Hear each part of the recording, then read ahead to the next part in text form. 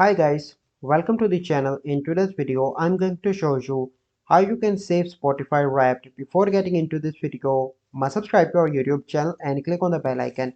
So the first step you simply need to do is to open your Spotify application, and here you can see the wrap. Click on that and come to the last story and let that story finish.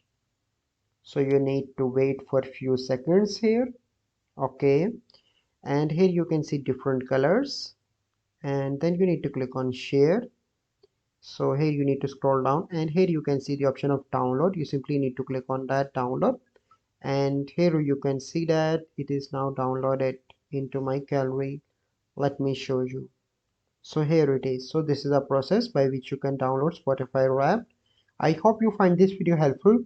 If you find this video helpful, must like this video, subscribe to our YouTube channel for future videos. We'll see you in the next video. Thank you. Have a good day.